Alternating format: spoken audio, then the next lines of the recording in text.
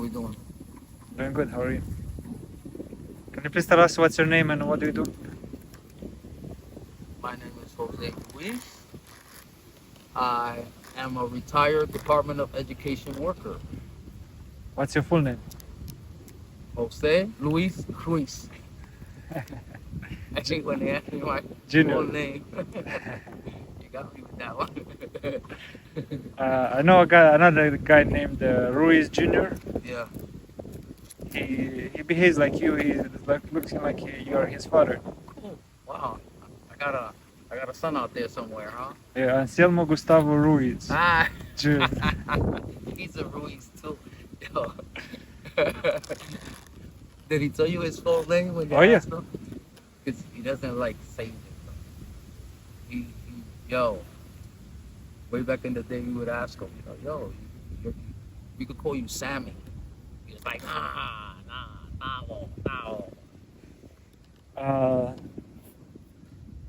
How many years have you invested in Tavo? That and I practiced together close to 10 years straight. So he became very, very good. The practice that he learned put the discipline in him now to play. And we even retain that whether he practices or not, as long as he stays in shape. So he learned some really good stuff from some old players that I learned practices from. Every sport has a practice. Not many people know handball practice. People know tennis, even basketball, football, but handball has its own practice. Nobody does it. That's why you don't see too many good players all around. As a player, you should be well-rounded. Even one time, Rookie said it. If you have your basic lob down pat, your basic drive down pat, your basic killer, and down the lines, you're almost a superior player. If you have a great running game with footwork, that makes your game even better because you're faster. More about Tavo. Are you happy he got the second king? I think that's fantastic. I am so happy for him. I follow him all the time. Come on, he's great. He's doing. I know a lot of the other players too. I'm familiar with Taiwan. I'm familiar with Timbo. And they're great players too. But I'm very pleased with his performance. He's playing very well. Congratulations, Tavo. You see this, on all your wins, especially King of the Court. Twice. So you're in my eyes, that's it. You're the best. That's it. How he fainted and almost fell in the river. You know who else knows about that story? Carl. It was me, Carl, and Tavo. And we played so many games. And we didn't actually get to eat. And we went straight to the pier to hang out. And then we started to drink and smoke. So that's why he got sick. And he almost fell in the river. He just fainted. But that has happened to other people too.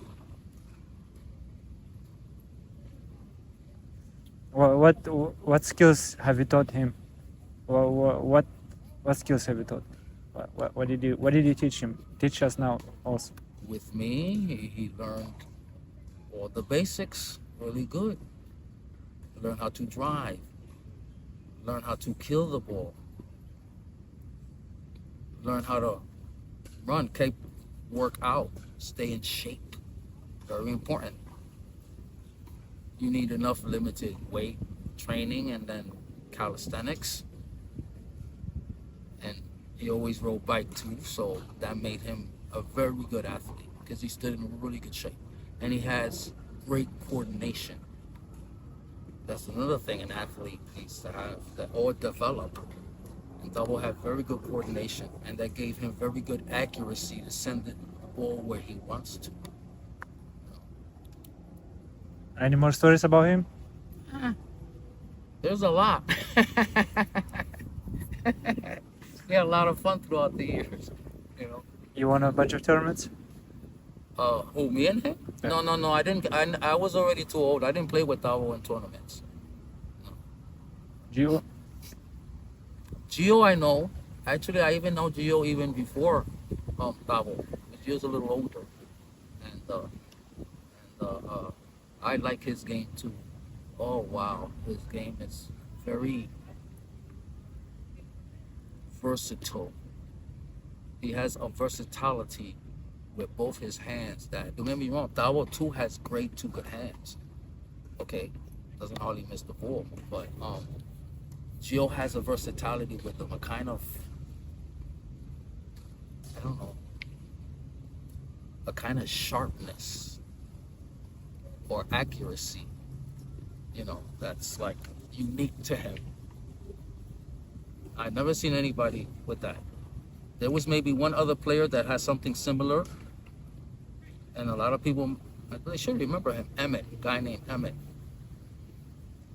And that boy Gio, very similar to that kid Emmett. And that accuracy thing, really good. You know, he kills the corners, kills the middle, does whatever. What happened to your hand? I broke my wrist. Struck by a motor vehicle. Nobody got to ask who won, right?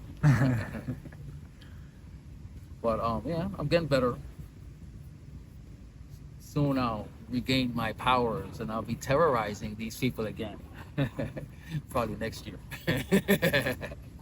But yeah, I'll get there. How is the healing? Or how was the process? Actually, these things work pretty good. I would recommend them. You know, let's say if you don't have a cast on yet, it works very, very well. You know, it even retains heat to make, when I take it off, I feel like I'm freezing. It's so cool, these things, how they work. I've had this stuff when I was growing up, yo. Yeah, it was gypsum.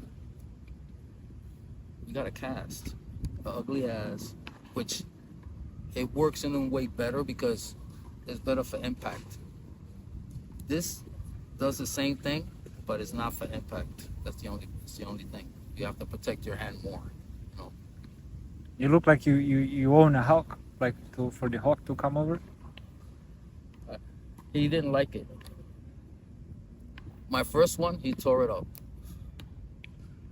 He tore it up to bits. I was like, yo, you know I need that, right, nigga?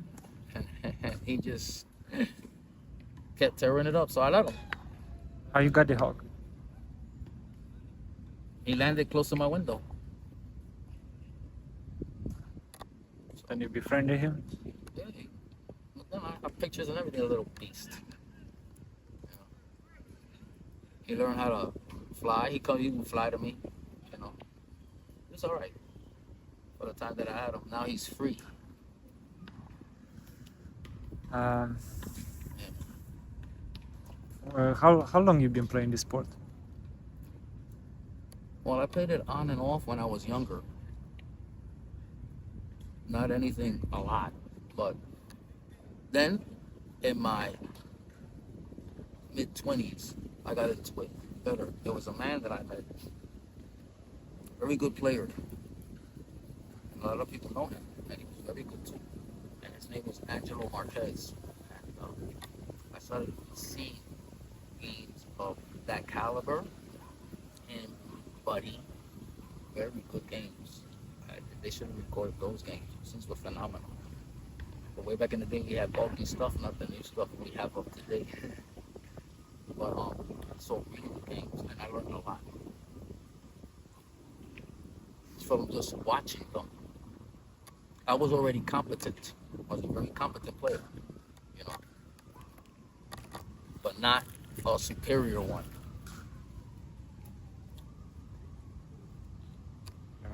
Somebody to see other players play too, because it shows you things.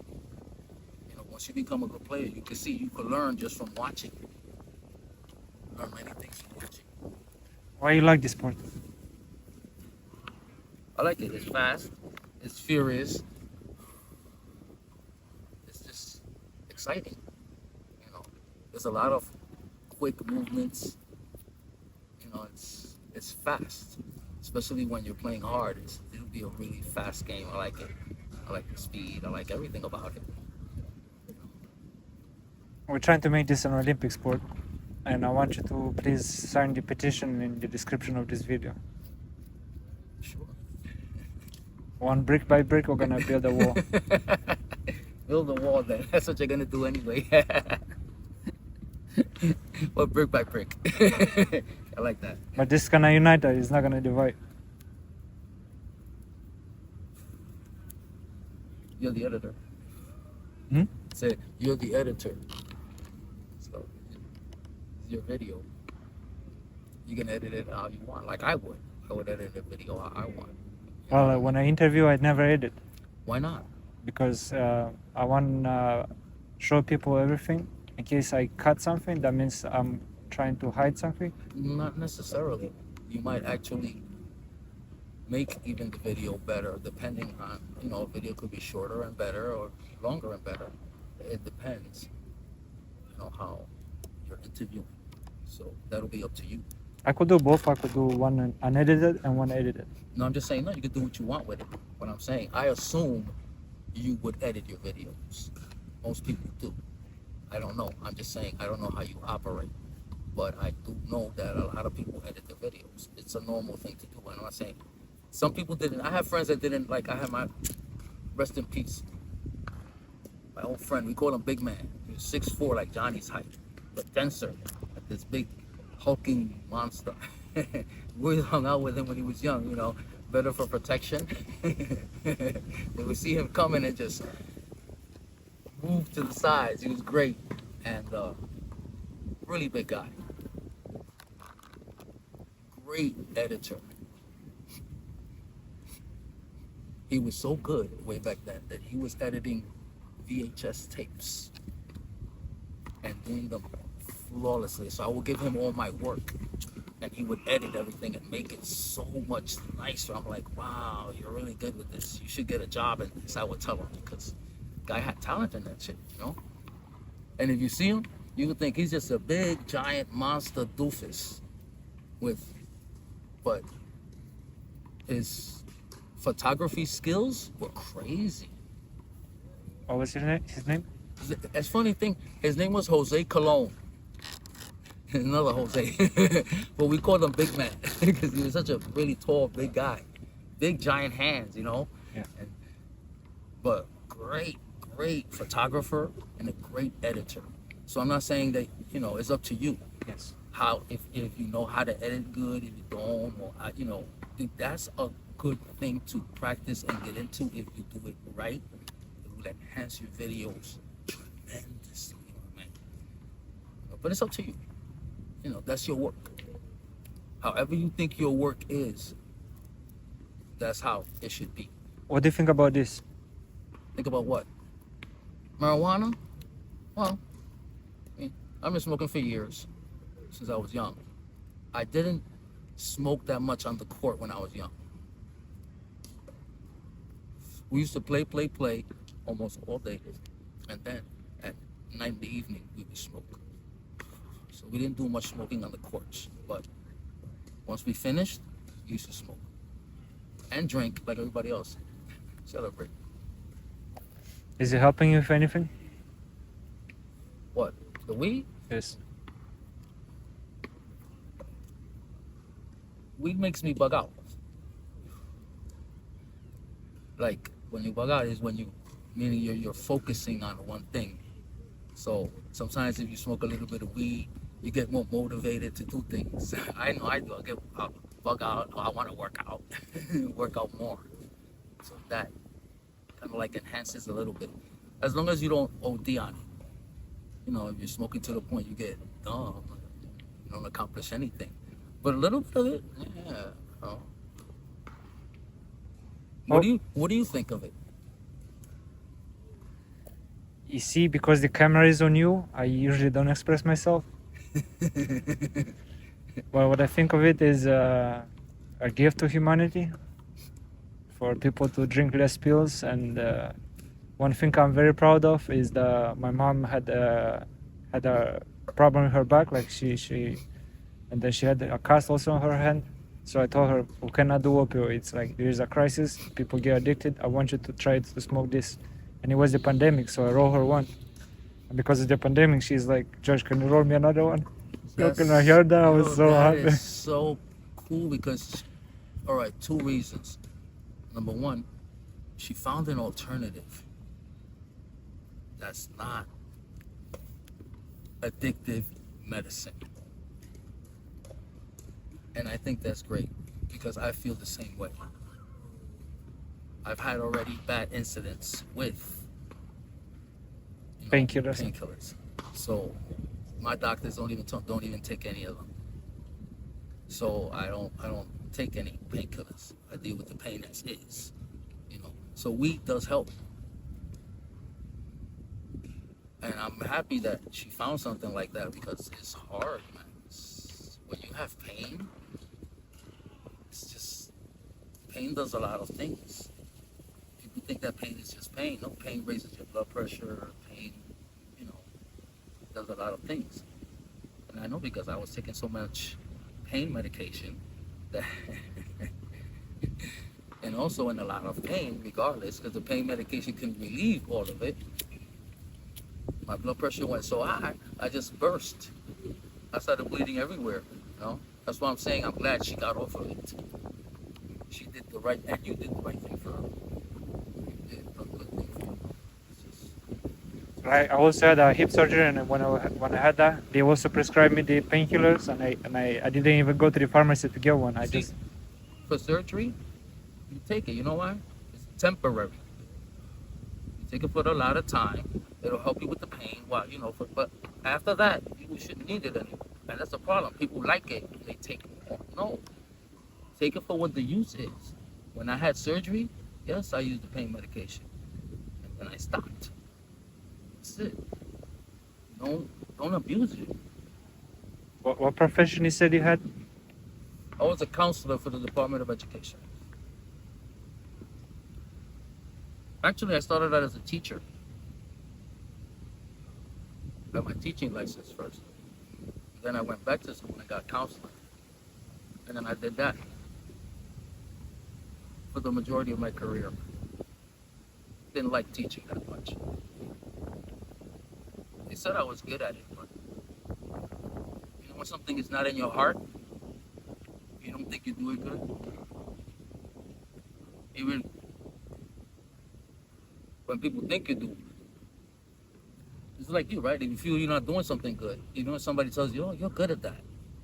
But if you don't like doing it, will you really be really good at it? You just be as good as people see it, but not for yourself. Like playing handball or playing any sport, same thing. You have to be satisfied with your performance. Aren't you satisfied with your performance? No. I'm trying to get better. Not lately? I mean, I got better. From what you used to be? Oh, big time. You're not okay then. So that means you have a certain amount of satisfaction because you had improvement. Yes, sir. Yeah, if you didn't have improvement, you'd be like, damn, I ain't going nowhere. Yeah. But no. So you're satisfied with your performance. That's good. That's the way it has to be. And you'll keep getting better because you're satisfied. You know you're getting better. What was the last profession you had? The last job you did? Before that, you're gonna laugh. I was a real estate manager. And then before that, I worked in a bank. I was a bank officer for 3 years. And for 3 years, I was a police officer. And that was from like 85 to 88. So I've had different jobs and different professions. What was the very last one before you retired? What was the very last? Department of Education. What about the? I mean, I know you were the mortician, the job. Well, that was a part-time hobby that I did. I worked as an assistant mortician. It was very exciting, very interesting. I did it during the pandemic, which was like, wow. Tell us more about this. Well, it depends how you look at it.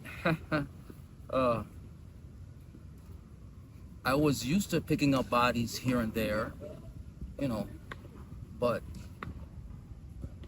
now I look at death a little differently because I saw what a pandemic can do.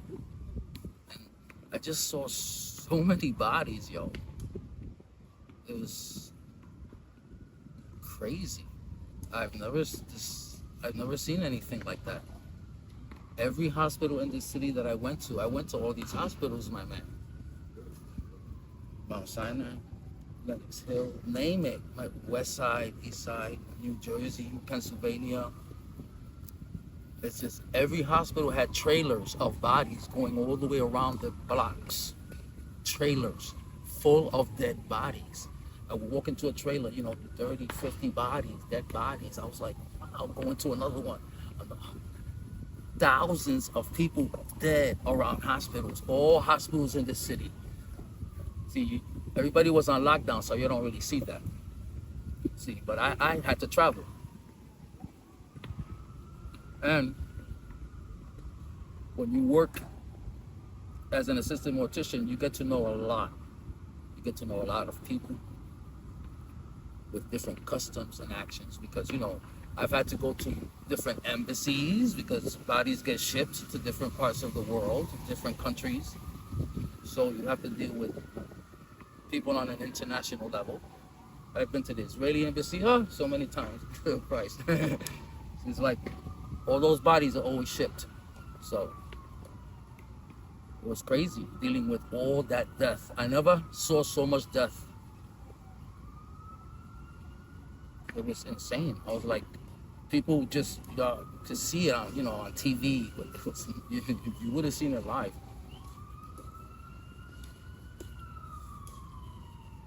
How has it affected you? My boss. Sorry. My boss is a very, rest in peace, Mr. O, was a very, wealthy man owning many, many funeral homes. And he served thousands of people during the pandemic. That man served thousands of people, got all those bodies, did everything that needed to be done. It was crazy. It was crazy. All I did was lift black bags, just little ones, big ones. It was babies, old ladies, old men, young women, young men, just all dead. Thousands and thousands and thousands of people. I could say that I actually not just lived through a pandemic. I participated as a first responder because I was a first responder. So as a first responder, you see it. You are the last responder. I'm sorry. I am the last responder. You're absolutely right. And you see so much things. You see so much heartbreak, so much, emotion, so much tragedy at that time. That was a really crazy 3 years. I mean, so many bodies, just collected body after body, body after body. I was going out day and night many times, and just go to this hospital, go to that hospital. And that's on top of people that were dying in their homes. I collected bodies from people's homes as well. Hundreds of people died in their homes from that shit, from that COVID crap. That killed so many people, man. That's like crazy. What was the heaviest body you got? Well, there were two of them. One was a 500-pounder that these careless people just marooned this poor man in a room, you know, and they should have never done that. On the second floor. It was just something that, you know, normally the fire department gets you out, you know, because they got to take out the windows. We did manage to remove the body, and it took us a body that would normally take us 10 minutes to remove. This one took us over 45 minutes. So large. It's a lot of work. We have fun. That was one of the largest bodies. Another one was 600 pounds. My boss is the kind of boss, he'll tackle anything. He's really gung-ho. Little old man, too. Sometimes he would throw down and help me lift bodies, that little old man at 80 years old. I was shocked. I was like, Mr. O, come on, let's go. And he would just grab the body with me, and we would hoist it and casket it. And I'm like, hey, you little old son of a gun. You know, rest in peace, Mr. O. Filthy rich. When I started working with him, he bought 3 Rolls Royces. Son of a gun. I visited one of his garages. He has his own fire truck.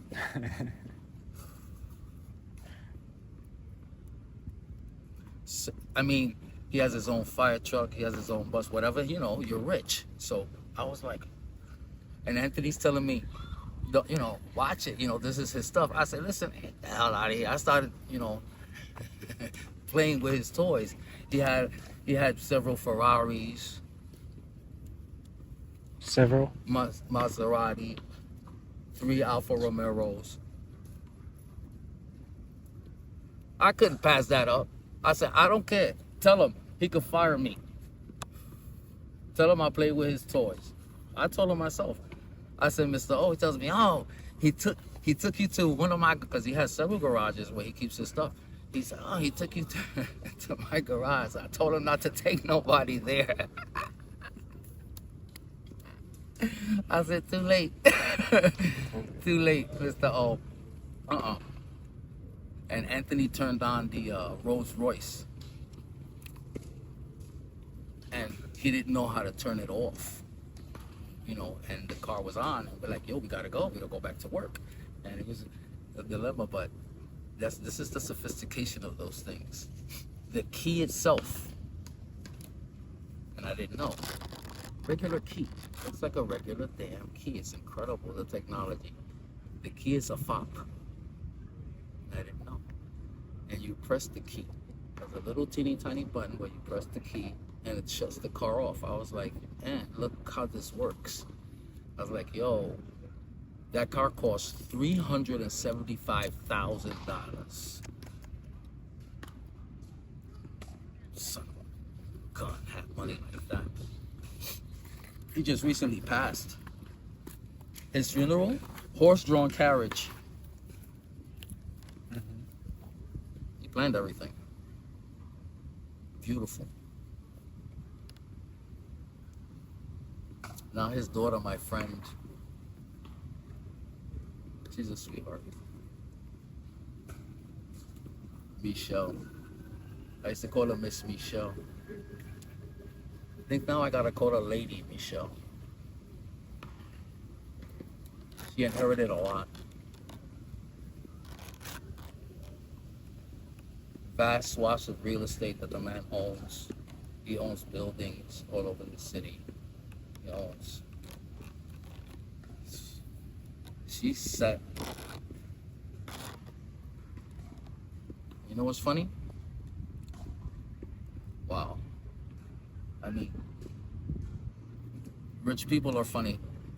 I don't know if you know anything about rich people, but, you know, he actually treated her like shit. I would be like, that's your daughter, you know, but I know what he was doing. was preparing her for what she was going to receive. See, I didn't get it then, you know. But the man was smart. So I said, wow, I give it to you, Mr. O. You got me. Nobody gets me. That's why he liked me. Don't like nobody. Anthony warned me. He says, oh, when you meet this guy, don't worry if he don't like you because he doesn't like nobody. I said, yeah. But what he didn't know is that my father was friends with his brother years ago. And his brother died young. And when I told him my name, he was like, oh, I know who your father was. I'm like, yeah. It's like he's Mr. O. He's like, oh, your father was Mr. R. I'm like, yeah. My father was Mr. R. Very much like him. Very structured,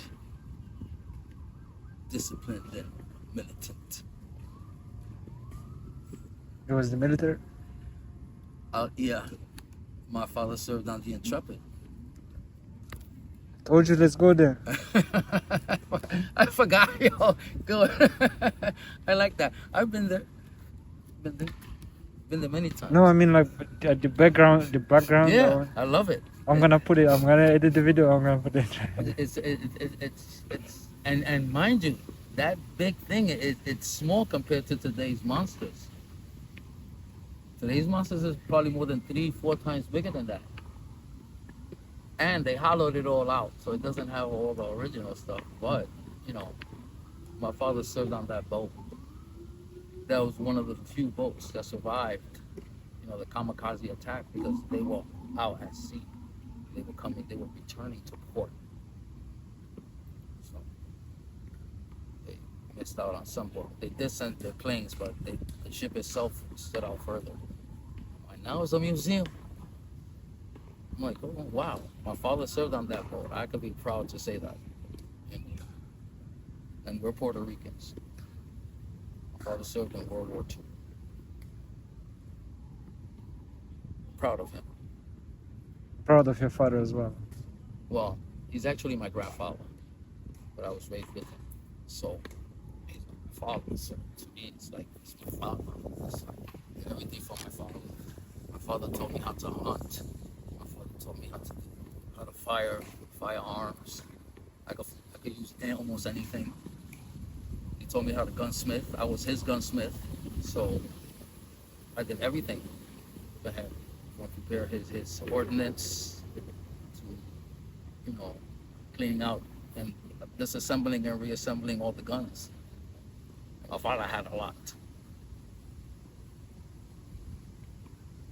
When the cops came to get all the stuff, it was like, you know, if there was a fire in this apartment, you would blow out the whole floor. Because I had 2 kegs of gunpowder. You know, so I could make the bullets. So I had the machine to press the bullets and everything, so I would make my father's bullets. I miss my father. I know what you mean. He was a unique person in a way. But a uniqueness that, I don't know, that I liked. When my father got out of work, I'm running out of school, flying home, get his 6-pack. That was when you were able to drink in your car. You can't do that no more. Leave it in his car in the cooler, really cold. So when he gets out of work, he goes, takes his shower, comes back down, sits in his car, and has his first beer. And he's good to go. Like Mr. O. But when the old people get ornery, you don't want them to. Shit. Those are the kind of people that'll shoot you at those times. Maybe look, these people are getting well.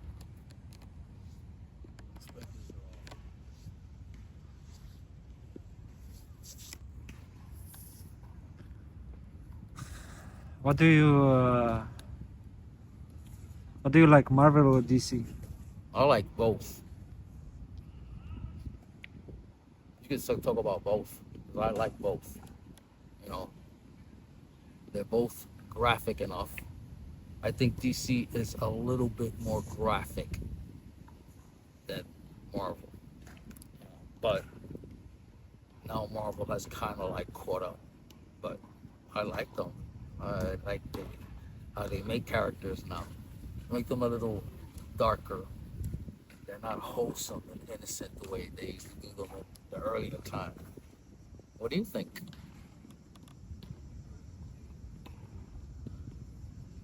A lot of people I see like Marvel better. Seems that Marvel is more advertised. How do you call I forgot the Greek gods? You know, there is a name for the whole Marvel of the Greek gods. You know what I mean? Like I used to read as a kid, so this is basically a good story. And it has, of course, points. Yeah, the Greeks were which one? The Zeus. Yeah, the whole company. And Hercules. You know, Hercules was really popular in Marvel. I don't know if he is now, but in Marvel he was really popular. He's somewhat popular in DC, but not as much. So there, Marvel has it, but other characters like, I don't know, like Mr. Fantastic is probably better than Mr. Terrific. You know, yeah, because that's like DC and Marvel. So you know, when you look at them, when they compare, even though to me, Dr. Fate is more powerful than Doctor Strange in DC, even though now they say Doctor Strange is up there, but I like Doctor Strange. But, I think Dr. Fate is more powerful. So I don't know, it depends how you look at it. If you read both, I don't know, I always read both. So you read them the comics? I haven't been reading lately anymore. I'm like a retired collector, but I remember when I used to read a lot. How big is your collection? My collection is about 7,500 books, but all kinds, from comics to graphic novels, giant size.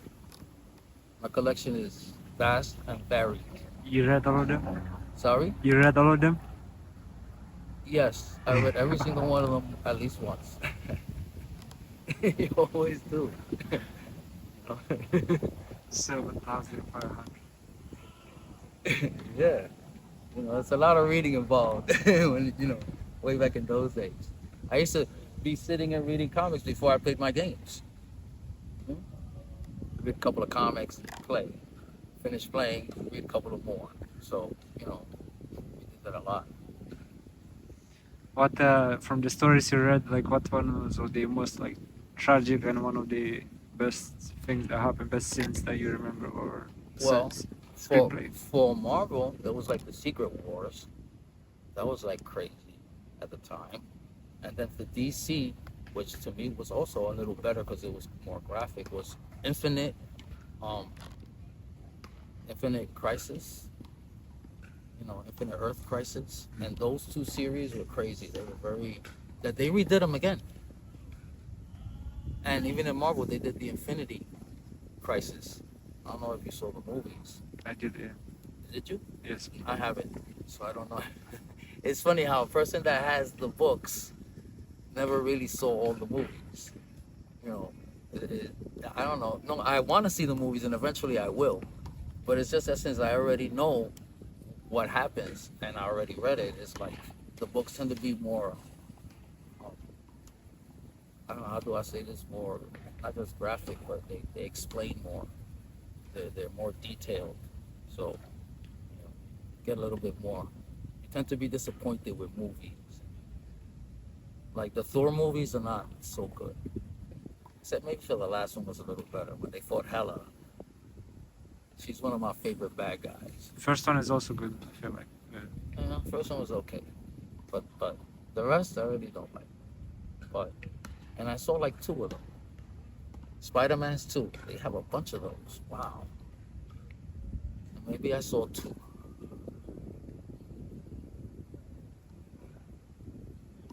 Which one did you see? All of them. All of them and extra. You saw Black Panther? Everything. Did you see And like for movies like that, I go to the theater. I don't wait for it. I go pay, I go watch. That's cool. Did you see all the Iron Mans? Of course.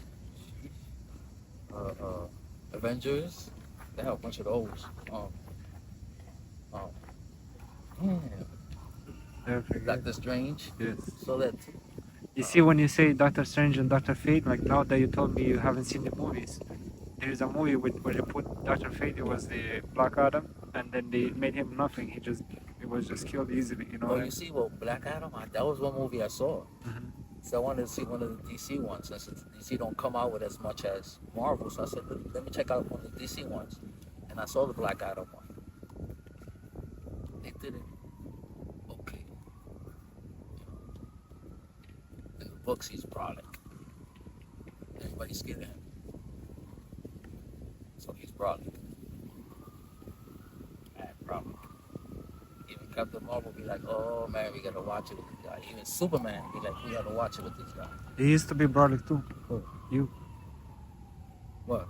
Like Brolic. Oh, I used to be huge. Like the Hulk.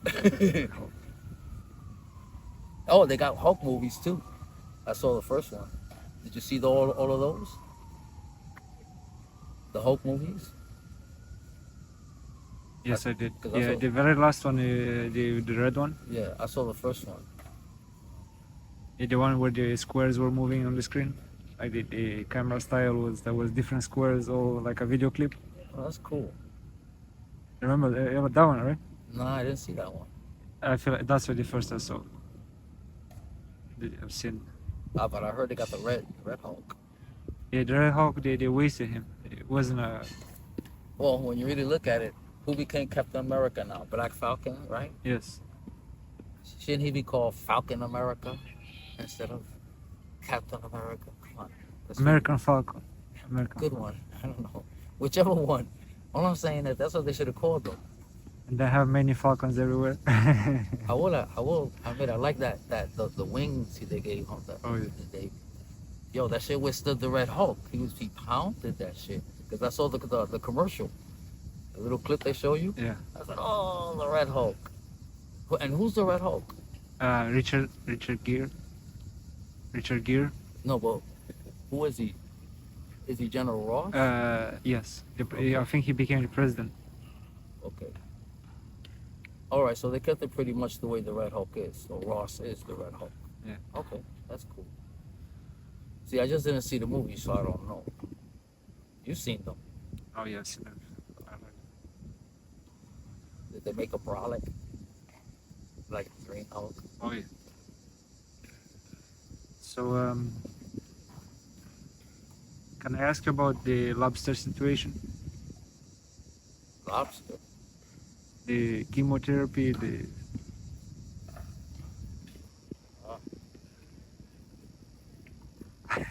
was it a lobster, right? I really like that one. Good. What do you want to know? I want to know, I know you've been fighting for a long time, and how are you dealing it, and how long has it been, and what other feeling, like you smoke, does it help you at all? Like, Smoking helps with nausea and appetite for me. And I don't smoke very little bits of it. So like that, I can get appetite. And so there, yeah. But people dealing with, let's say, a disease where you need that kind of treatment, it's tough for them. Or it's gonna be tough for them. Because it was tough for me. So you suffer everything from dehydration and everything, diarrhea, vomiting. I eat every day. So I feel sorry for anybody that goes through, especially even for a child. So for a lot. I lost my sister to leukemia. My mom was like next to her for the last half a year in this hospital. I'm so sorry because I have two friends and I was this image is ingrained in my mind for the rest of my life. I'm an old man and I still remember my friend Marisol and her Juanito, and they sitting right next to their mother's casket. And she died a young woman in her 20s because of leukemia. And way back in those days, science wasn't advanced as it is today. We survive a lot of, bad cancers now. Way back in the days, there was no hope. And to see those kids like that now you don't see that much anymore. You don't see kids next to their parents' casket like that because of something tragic like that, the way those two little kids were. And I was a kid too, because we were in the same class. We were 8 years old. That was the first kind of like experience that when they talked about it, oh, she died of leukemia. They had her in the casket, bald. She lost her hair. And they decided not to put the wig, I don't know, for whatever reason. And, it's like to see her actually from that you can see that is what she died from. It's like crazy. And I learned that as a kid. So dealing with it myself, I think I dealt with it in a bearable fashion compared to most. Maybe it's because of my determination. I don't know. Maybe, other people I see didn't deal with it as well, especially when I was getting treated. People started out okay, but then treatment is very aggressive.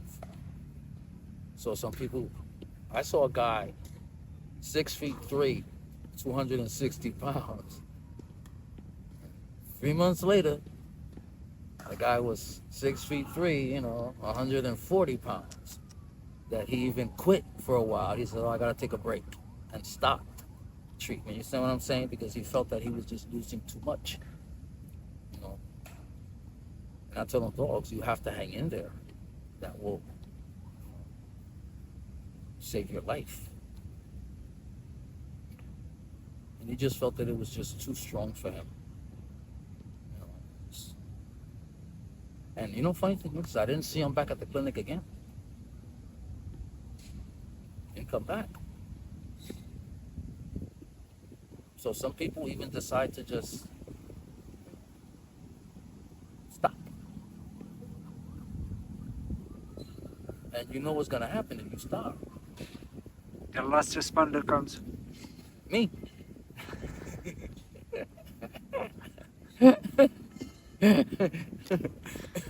See, I'm trying to keep it,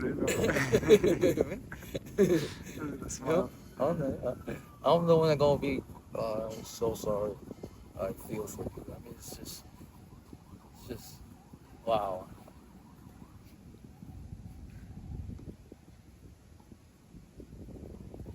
But death is a part of everything, though. I'm learning that too.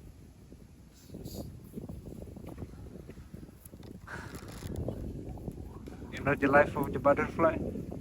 Yeah. Even though I'd rather be that, whatever that Pterososis jellyfish that becomes back young again and then and then grows old, and then something happens and they get young again and then they're immortal. Damn it. We're built to be immortal. Why aren't we? The life of the butterfly. Can you please tell me? You know what it is? What? The life Caterpillar, cycle, yes. egg, 2 weeks. Caterpillar, 2 weeks. chrysalis, What's chrysalis? the Cocoon? the cocoon stage, the pupa stage, right?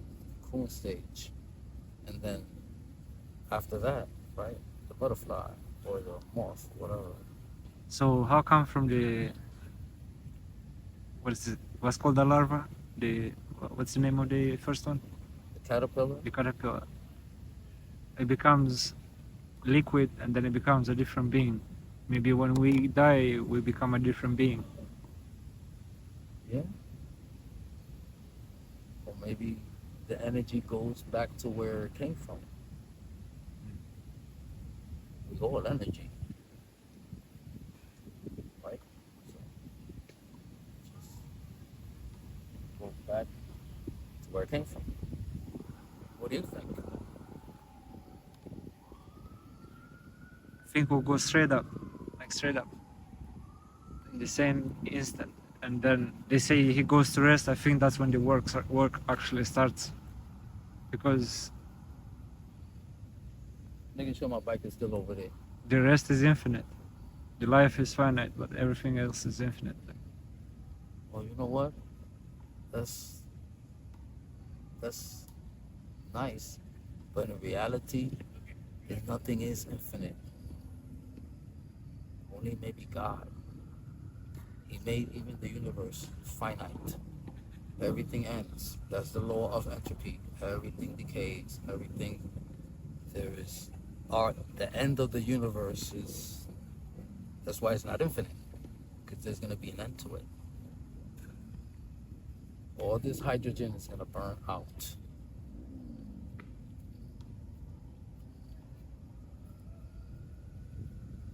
What happens then? We chill. We chill. No more energy for anything to run on. So That's all. it's over. It's over. What do you think about God?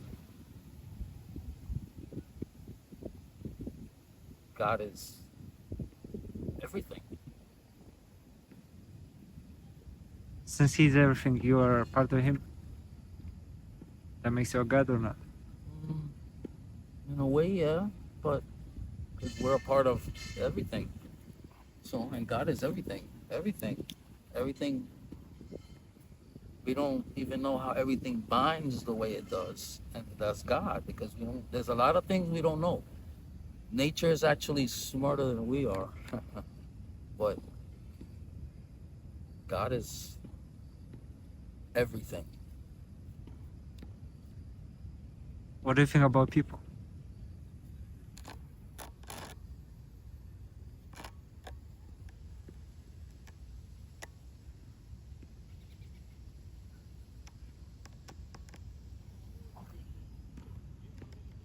A little gazelle.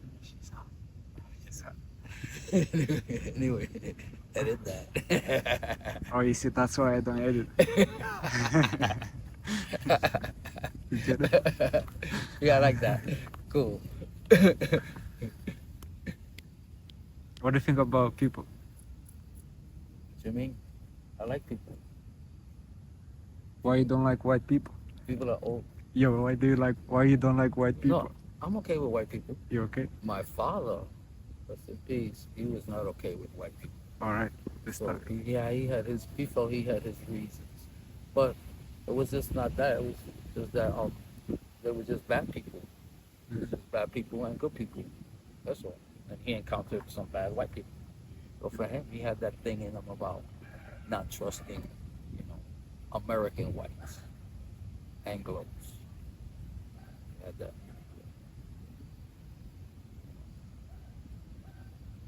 He shot 3 of them in the ass and went to jail for 2 years behind that.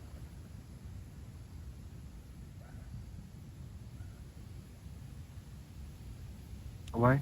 Look at that bat. Well, you wanna talk about it? We had a cow. He had just given us a calf. So she was giving us milk. And they wanted us to sell the cow to them, for slaughter. And my father said no. The funny thing is, my father knew it. That night, they would come to steal the cow. When they were living, sorry, that's a cut off. The storage was off. They weren't really going to steal the cow from us, because we wouldn't sell them the cow, and my father knew it. So when they came out of the barn with the cow and were leaving with the cow, it was about 3 o'clock in the morning, and my father shot all 3 of them on our property. Shot them all in the ass. And those times, my father could shoot a fly off a cow's ass without disturbing the cow. So they weren't getting away with that. but they prosecuted my father for it, and that was in the late 50s. It was like 57, 58. And my father was convicted. He did, almost 2 years of time in jail behind that prison. Behind that. And they came on our property and came to steal our property. And yet, at those times, How many kids? what do you mean, how many kids? How many kids were in the family? Us, 8. 8 kids. May I just say something just off the camera? Maybe people might not understand, but I was born a peasant. I lived in a village, and we had a cow for 12 years that was just giving us food every day. Like that means that's a meaning to eat. If you don't have a meaning to eat, you die. So what he did is he put eight kids in danger by taking the cow that gives you the food. He did something that they shouldn't have done, and if it was done against other people in that town that were not of our ethnicity, because we were some of the first people to move into that town of color, you understand? So it was like, we were the minority. Like I said, even the judge ruled against us, and our lawyer argued it. No, they came on our property. They still tried to steal our property. They were found on our property. It's not like, no. And yet my father was convicted of that, and yet, it was just, I felt he did the right thing, But tell you that, after that, nobody did play themselves like that with us again. Anytime they did business with us, it was, upfront and honest, because they knew it. Don't mess with this guy. My father was very upfront and honest. He did business with everybody, even with them.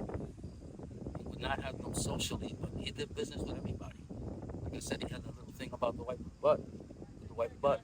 He did business regardless with them, and treated them fairly. It's very smart. And treated them fairly regardless, as long as they were fair with him. Let me go get my bike. Come on, you gonna stay here? You wanna close it? You wanna tell me some last thing, or are we talking more? What do you wanna do? Let's come back. Let's get the bike.